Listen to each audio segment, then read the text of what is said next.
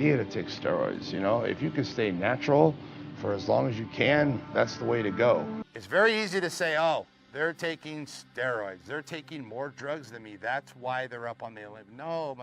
I didn't have any pressure to look a certain way, but I always looked the best I could. I didn't have a lot of money in the beginning, and therefore I wasn't able to take a lot of steroids. Early life. American businessman, bodybuilder, and YouTuber Richard Eugene Piana passed away in 2018. From 1989 to 1998, he was crowned Mr. Olympia by the National Physique Committee, and he went on to win NPC championships in 2003 and 2009. Bodybuilding success, candor on the negative effects of steroid use in the sport, and an exuberant attitude all contributed to Piana's popularity among weightlifters. He managed a popular YouTube channel where he shared inspiring speeches, anecdotes, fitness montages, guest appearances, and life updates with his audience. He frequently referenced the 5%, the small percentage of the population that is prepared to sacrifice everything to reach their objectives in his films. Trenbolone and other anabolic steroids and hormones were topics of open discussion in Piana's life. Looking good and, looking at like these bodybuilders rather than getting a college education. I'm really against young kids taking steroids, teenagers, even in your early 20s, it's easy to take steroids, if you can stay natural for as long as you can, that's the way to go. And you take steroids, that's not cheating, right? I mean, you're not doing anything you're not supposed to do, but are you cheating morally? Piana passed away after collapsing in August of 2017. He was 46 years old. He was in a coma for 2 weeks. There was a mild atherosclerotic disease, and his organs weighed twice what is typical for an adult guy, as stated in his autopsy report. The hospital had disposed of all toxicology specimens. Thus, the autopsy report could not determine the reason or manner of his demise. On September 25, 1970, Richard Eugene Piana came into this world in Glendale, California. His mother's side of the family was Armenian and his father's side was Italian. His mother brought him up in Sacramento, California, and he became fascinated in bodybuilding at the age of 6, going to the gym to see her prepare for competitions. She and the old-school bodybuilder Bill Cambra had an impact on him. The young man started weight training when he was 11 years old. He didn't begin competing in bodybuilding contests until 4 years later. He resided in La Crescenta, California with his father through his final year of high school. Dark side of bodybuilding. Dallas McCaver and Rich Piana, two of the most muscular men on the planet, have passed away in recent years.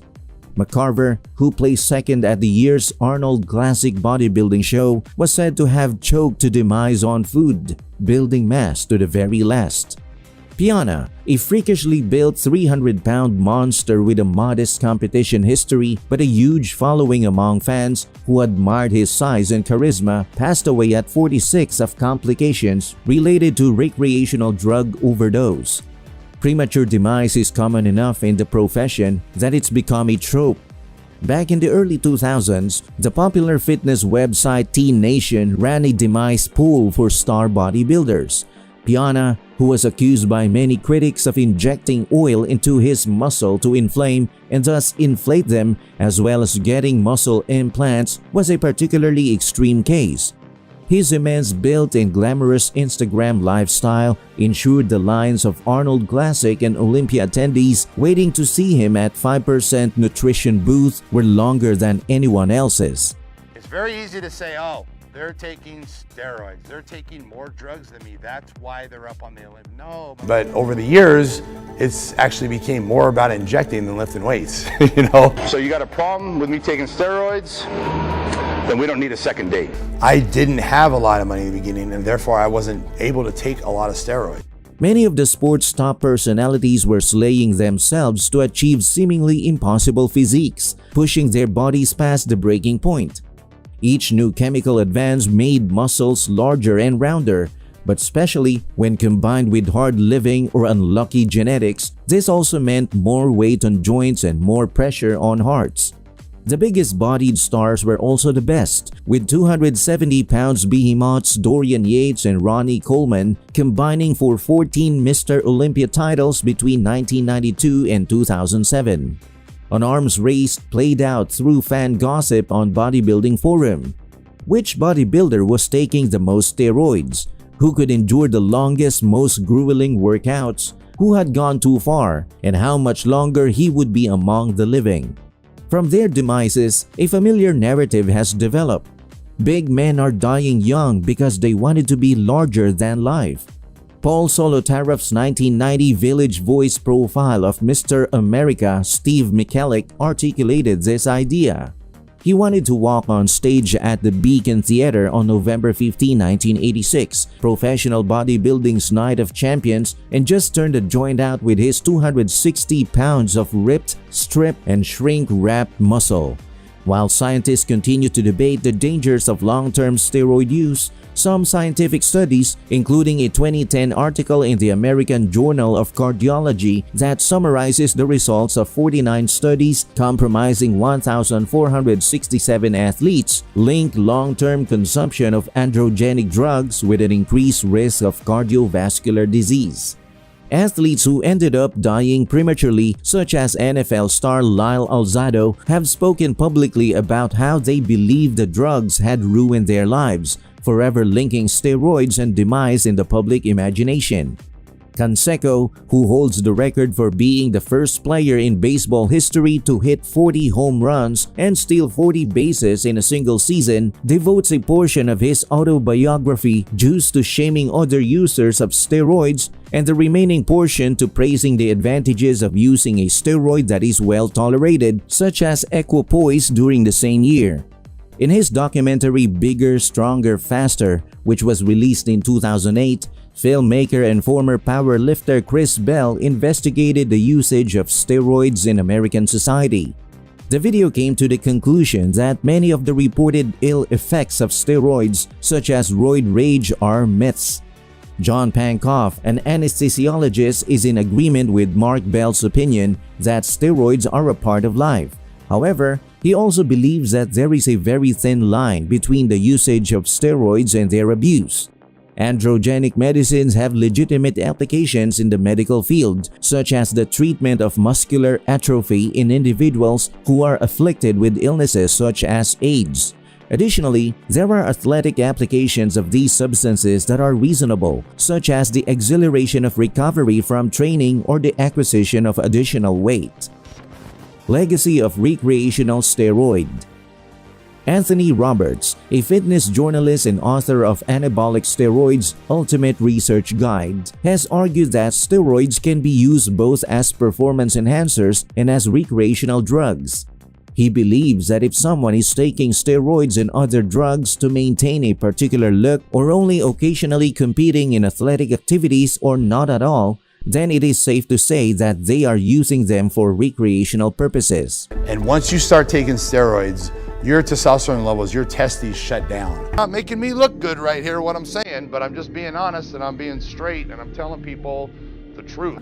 I didn't have any pressure to look a certain way, but I always looked the best I could. You know I take steroids, right? Well, it's something I've been doing, I'm gonna keep doing, and I'm never gonna stop. So I'm gonna make my body the way I don't like it for a $10 trophy. The idea that steroids can be used both recreationally as a way of participating in a certain kind of gym culture, as well as to enhance one's performance, sheds a new light on Goldman's dilemma, a question posed by physician Robert Goldman about whether athletes would take a drug that assured them success in their sport but caused them to die in 5 years.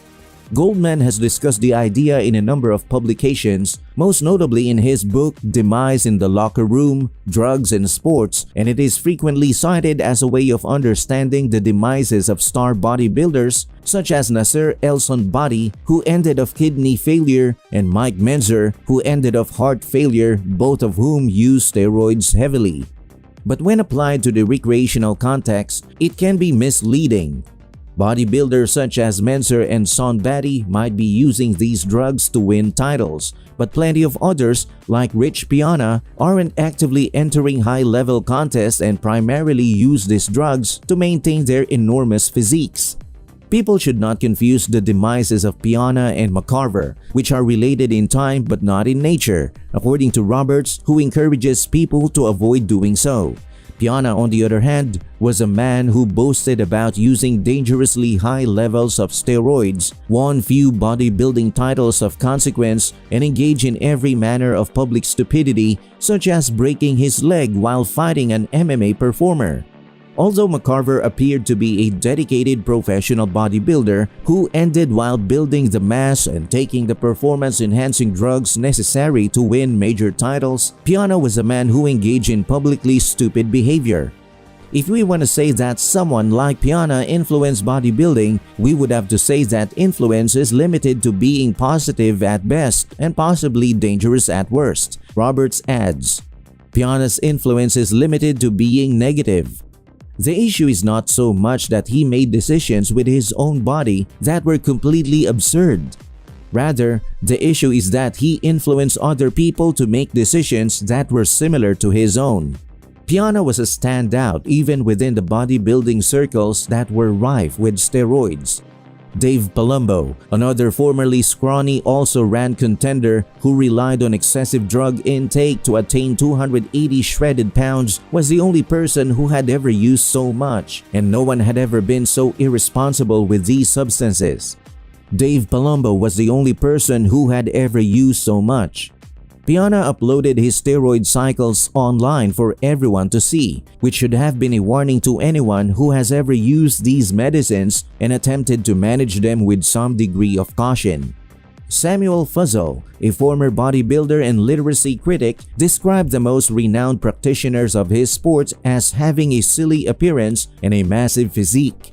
He adopted this description. That's all for this video, folks. See you next time.